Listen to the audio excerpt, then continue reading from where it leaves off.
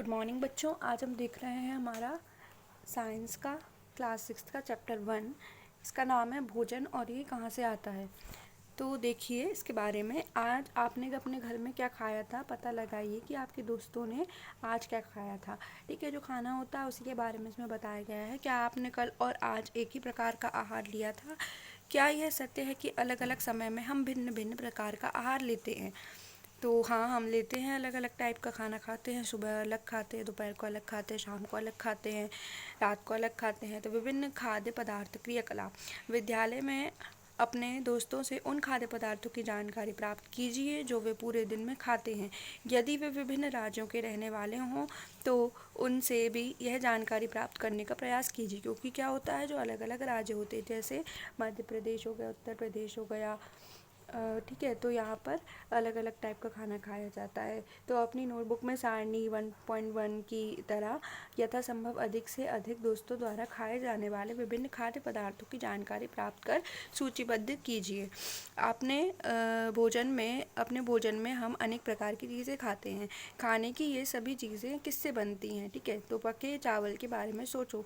हम कच्चा चावल लेते हैं और उसे पानी में उबालते हैं। उसे तैयार करने में हमें दो पदार्थों संगठकों की आवश्यकता होती है, चावल और पानी। ठीक है, तो दूसरी और कुछ भोजन तैयार करने के लिए हमें कई कई संगठनों की आवश्यकता होती है। यदि हम सब्जी बनाना चाहते हैं तो हमें अलग अलग प्रकार की कच्ची सब्जियां, नमक, मसाला, तेल आदि की आवश्यकता होती है। ठीक है, तो इसमें बहुत सारे संगठक चाहिए होते हैं। तो ये सभी पदार्थ के संगठक होते हैं। अब देखते हैं हम सारणी 1.1 में सूचीबद्ध कुछ खाद्य पदार्थों को छांटिए और अपने दोस्तों तथा घर पर चर्चा करके जानकारी प्राप्त कीजिए कि इनको बनाने के लिए कौन कौन सी सामग्री चाहिए। इनको सारणी 1.2 में सूचीबद्ध कीजिए। वस्तु का नाम और उसमें प्रयुक्त कच्ची सामग्री के कुछ सारणी 1.2 में दिए गए हैं, कुछ अन्य को इस सूची में जोड़िए। खाद्य व्यंजन और उनकी कच्ची सामग्रियाँ। रोटी, चपाती, तो आटा जल से बनती है ये कच्ची सामग्री। फिर दाल बनती है, कच्ची दाल जल, नमक, तेल, घी, मसाले से बनती है। तो ऐसे ही आपको इसमें और चीज़ें लिखना है, जैसे कि चावल हो गया हमारा, पानी और चावल से बनता है। ठीक है, अब हमने क्या देखा, कक्षा में चर्चा कीजिए कि क्या हम विभिन्न व्यंजनों में कुछ संगठक समान रूप से प्रयुक्त करते हैं। अच्छा, ये संगठक कहाँ से आते हैं? तो खाद्य सामग्री एवं उनके स्रोत। सारणी 1.2 में सूचीबद्ध कुछ कच्ची सामग्री जैसे फल और सब्जी के स्रोत का अनुमान लगाना हमारे लिए बहुत आसान हो सकता है। यह कहाँ से आते हैं? निश्चित रूप से पौधों से। तो ये कहाँ से आते हैं? पौधों से। गेहूँ और चावल का क्या स्रोत है? आपने धान और गेहूँ के खेतों में उनके पौधों की अनेक पंक्तियाँ देखी होंगी। इसमें हमें अनाज प्राप्त होते हैं। जो खेतों में हमें क्या मिलता है? अनाज मिलता है। और कुछ अन्य खाद्य पदार्थ जैसे दूध, अंडा, मुर्गा, मछली, झींगा, मांस हमें जंतु से प्राप्त होते हैं। ठीक है, तो ये हमारे जंतु से प्राप्त होते हैं और कुछ हमें पौधों से प्राप्त होते हैं।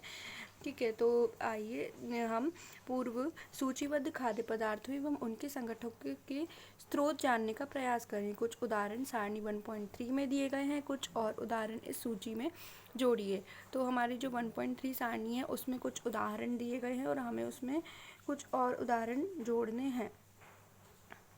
ठीक है, तो क्रियाकलाप 3 से हम यह निष्कर्ष निकालते हैं, जो हमारे क्रियाकलाप 3 है उसमें से हम यह निष्कर्ष निकालते हैं कि पौधे विभिन्न खाद्य संगठकों जैसे कि अन्न, सब्जी तथा फल इत्यादि के स्रोत हैं। ठीक है, तो इसमें क्या है कि ये सब इससे प्राप्त होते हैं। जंतुओं से हमें दूध, मांस, अंडे तथा अन्य जांतव उत्पाद प्राप्त होते हैं। ठीक है, तो गाय, बकरी और भैंस दूध देने वाले कुछ सामान्य पशु हैं। दूध एवं विभिन्न दुग्ध उत्पाद जैसे कि मक्खन, क्रीम, ये सब हमारा किससे बनेगा? दूध से बनेगा। तो खाद्य व्यंजन संगठक जिससे वे बने हैं तथा उनके स्रोत, जैसे इडली में सामग्री क्या लगी है? चावल। चावल कहाँ से प्राप्त हुआ है? हमारा पौधे से। उड़द की दाल, नमक, जल, ठीक है, ये भी हमें इससे प्राप्त हुए हैं। ठीक है, अलग अलग चीज़ों से। नमक समुद्र से, जल वर्षा से प्राप्त हुआ है। उड़द की दाल भी हमें खेतों से प्राप्त हुई है। फिर आती है हमारी चिकन कड़ी। तो चिकन किससे बनता है? जंतु से। मसाला भी पौधों से। तेल, घी पौधे और जंतु से भी प्राप्त होता है। हमारे जंतु का भी तेल, घी का यूज़ किया जाता है। ठीक है, और पौधों से भी प्राप्त होता है। और जल, फिर खीर किससे बनती है? दूध से बनती है। प्राप्त कहाँ से होता है? दूध जंतु से। चावल पौधे से प्राप्त होता है। चीनी चीनी गन्ने से प्राप्त होती है और गन्ना भी खेतों में उगता है। ठीक है, अब हम देखेंगे घी, पनीर और दही का उपयोग संसार के प्रत्येक क्षेत्र में किया जाता है। क्या आप कुछ जंतुओं के नाम बता सकते हैं जो हमें दूध देते हैं? है ना, गाय, भैंस, बकरी, ये सब हमें दूध देते हैं। भोजन के रूप में पौधे के भाग और जंतु उत्पाद। अब हम भोजन के रूप में पौधे का कौन से भाग का यूज़ करते हैं? पौधे हमारे भोजन का एक मुख्य स्रोत है। हम पौधे के कौन कौन से भाग का उपयोग खाद्य पदार्थ के रूप में करते हैं? हम पत्तियों वाली अनेक सब्जियां खाते हैं। कुछ पौधे के फलों को भोजन के रूप में खाते हैं। ठीक है, हम फल भी खाते हैं, जैसे कि हमारा हो गया आम हो गया, कभी हम जड़, कभी तना, तो कभी पुष्प भी भोजन के रूप में खाते हैं। कभी आपने सीताफल के फूलों को चावल की पिट्ठी में डुबोकर व तलकर पकौड़ी बनाकर खाया? इसका प्रयत्न कीजिए, बहुत अच्छा लगता है। जो सीताफल के फूलों के चावल होते हैं, फूलों को क्या होता है कि चावल में डुबोकर और उसको फिर तल देते हैं। ठीक है, तो फिर कुछ पौधों के 2 या 2 से अधिक भाग खाने योग्य होते हैं। उदाहरण के लिए सरसों के बीज से हमें तेल प्राप्त होता है एवं उसकी पत्तियों का उपयोग साग बनाने के लिए किया जाता है। तो पत्ती का भी हम यूज़ कर सकते हैं और बीज से हमें तेल भी मिल जाएगा। क्या आप केले के पौधे के विभिन्न भागों के बारे में सोच सकते हैं जिन्हें हम भोजन के रूप में लेते हैं?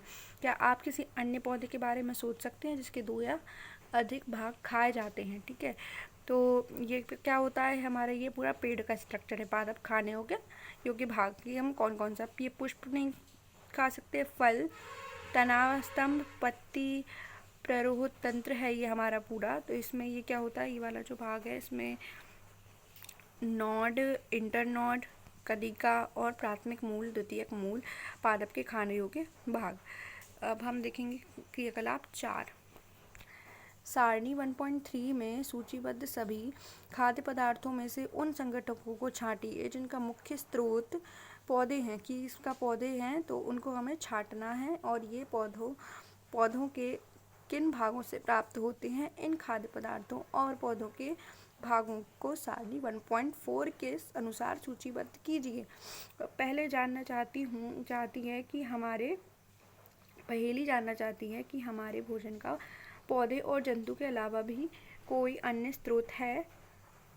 ठीक है, तो भोजन के पौधे के भाग तो इसके अलावा तो नहीं है, क्योंकि हमें जंतु और पौधों से ही मिलेगा खाना।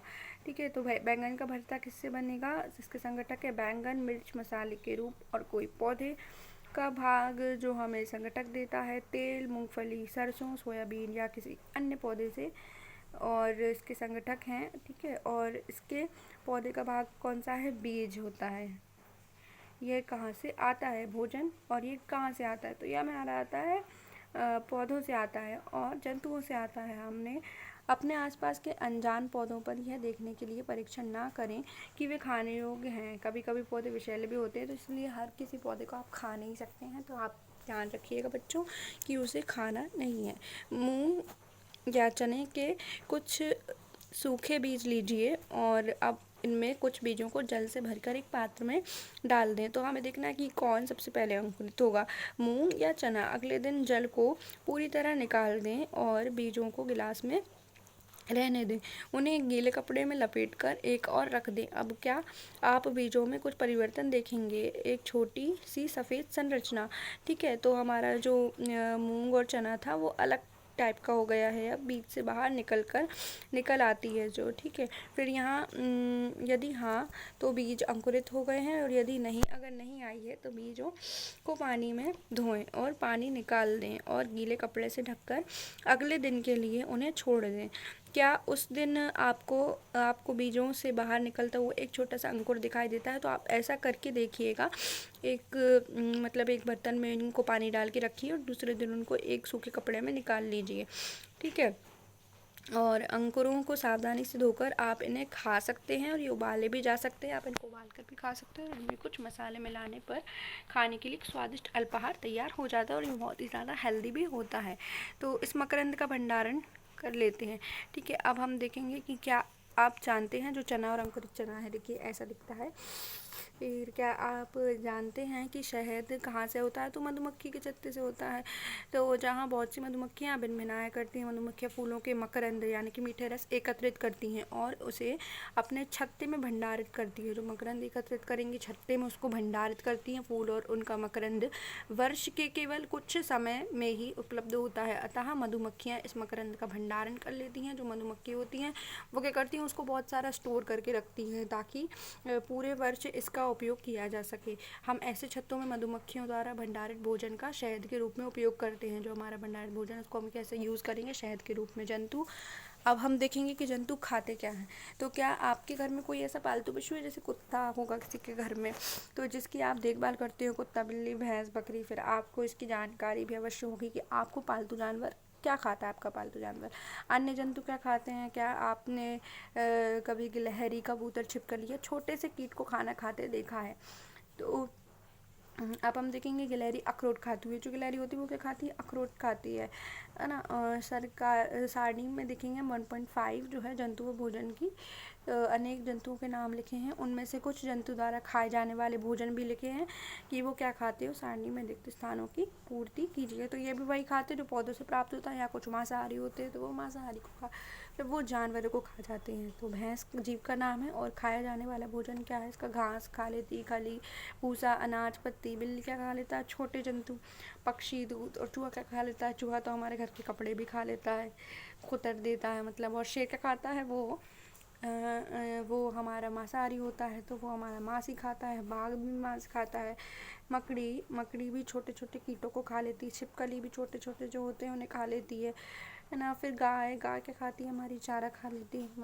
मनुष्य सब कुछ खा लेता है, वो सर्वाहारी भी होता है, मांसाहारी भी होता है, शाकाहारी भी होता है। ठीक है। तो तितली भी छोटे छोटी जंतु को खा लेती है, पौधों को भी खा लेती है। फिर कौआ भी हमारा मतलब जब कोई मर जाता है कोई जंतु तो उसको वो भी खा जाता है, कौआ भी खा जाता है। ठीक है, खाया जाने वाला भोजन है इनका। फिर से सारणी 1.5 को ध्यान से देखिए और इसके जंतुओं को 3 वर्गों के नाम लिखिए। जो है शाकाहारी जंतु, देखिए अभी मैंने बताया था, शाकाहारी, मांसाहारी और सर्वाहारी में व्यक्त करना है इसमें हमें। तो गाय हमारी शाकाहारी है, मांसाहारी हमारा शेर और सर्वाहारी हमारा कौआ, वो भी खाएगा सब कुछ। फिर हमारा जो एक सर्वाहारी आएगा हमारा मनुष्य, और मनुष्य भी सर्वाहारी है। फिर हमारी तितली है सर्वाहारी। फिर हमारा चूहा है क्योंकि वो भी खा लेता है तो वो भी सर्वाहारी है। लेकिन मांसाहारी हमारा शेर है, बाघ है और बाकी सब हमारे सर्वाहारी हैं। ठीक है। और गाय है हमारी शाकाहारी क्योंकि गाय शाकाहारी ही होती है। ठीक है। तो और भैंस। फिर हम जानते हैं कि हम में से बहुत से लोग ऐसे हैं जिन्हें पर्याप्त भोजन नहीं मिलता है। हमें ऐसे उपाय खोजने की आवश्यकता है जिनके द्वारा देश के अधिक खाद्य उत्पादन किए जा सकें। और सही यही पर्याप्त नहीं होगा, बल्कि हमें ऐसे भी उपाय खोजने चाहिए जिनसे कि सुनिश्चित हो कि यह भोजन हम में से प्रत्येक को आसानी से उपलब्ध हो सके। तो हमें क्या करना चाहिए? अपने घर में छोटे छोटे पौधे लगाना चाहिए जो हम घर में उगा सकते हैं। ठीक है। तो कुछ ना कुछ हमें अपने घर से भी उगा कर खाना चाहिए और वो बहुत ज़्यादा हेल्दी होता है। ठीक है। अब प्रमुख शब्द हम देखेंगे। संगठक, खाद्य, मकरंद, अंकुरित बीज, शाकाहारी, मांसाहारी, सर्वाहारी। ये प्रमुख शब्द है, हमें याद रखना है। संगठक वो होती हैं जिससे मिलकर कोई चीज़ बनी होती है। जैसे चावल हमें पकाना है तो उसके संगठक क्या क्या होंगे, इसमें क्या क्या मिला है? चावल और पानी। फिर खाद्य जो होता है वो खाए जाने वाली चीज़ होती है, जो भी हम खा सकते हैं वो हमारा होगा खाद्य। और मकरंद जो होगा, जो हमारा मधुमक्खी के छत्ते से जो रस निकलता है, जो जूस टाइप का रस होता है, उसे हम मकरंद बोलते हैं। फिर अंकुरित बीज जो होते हैं, जो अभी हमने बताया था कि पानी में भिगोकर जब हम उसे अंकुरित कर लेते हैं, फूल जाते हैं और अलग टाइप के दिखने लगते हैं थोड़े, तो उसे अंकुरित बीज कहते हैं और हम उसे खा भी सकते हैं। फिर शाकाहारी वो होते हैं जो सिर्फ पौधों पर निर्भर करते हैं खाने के लिए, पौधों से जो उगता है वो खाते हैं, उसे शाकाहारी कहते हैं। मांसाहारी वो होते हैं जो जंतु को खा जाते हैं और पौधों को नहीं खाते हैं। सर्वाहारी वो होते हैं जो दोनों का ही सेवन करते हैं। अब सारांश में हम देखेंगे कि भारत के विभिन्न प्रदेशों में खाए जाने वाले भोजन में बहुत अधिक विविधता है। हमारे भोजन के मुख्य स्रोत पौधे तथा जंतु हैं। जो जंतु केवल पादप खाते हैं उन्हें शाकाहारी कहते हैं, जो जंतु को खाते हैं उन्हें मांसाहारी कहते हैं, जो जंतु पादप तथा दूसरे प्राणी दोनों को ही खाते हैं उन्हें सर्वाहारी कहते हैं। क्या सभी जीवों को एक ही किस्म के भोजन की आवश्यकता होती है। तो नहीं, अलग अलग किस्म के भोजन खाते हैं। और 5 पौधों के नाम लिखिए तथा बताइए कि इनके कौन से भाग का उपयोग खाद्य पदार्थ के रूप में होता है। ये अभ्यास के क्वेश्चन है, या आप सभी को करने हैं। आपको जितना समझाया गया है इसमें से लिखिए इसको, ठीक है। और फिर आता है हमारा कॉलम 3 में दिए गए खाद्य पदार्थों का मिलान। कॉलम 2 में कीजिए दूध, दही, पनीर, घी ये किससे प्राप्त होता है।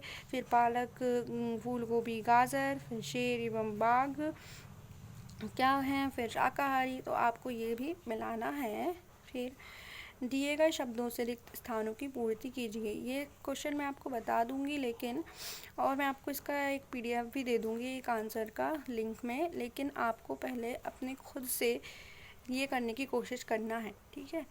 और दिए गए शब्दों से रिक्त स्थान की पूर्ति कीजिए। शाकाहारी पादप, दूध, गन्ना, मांसाहारी, तो ये हमारी ये रिक्त स्थान है। बाघ एक खाली स्थान है क्योंकि यह केवल मांस खाता है। हिरण केवल पादप उत्पाद खाता है और इसलिए इसे खालिस्तान कहते हैं। मतलब क्या कहते हैं, शाकाहारी। तोता केवल खालिस्तान उत्पाद खाता है।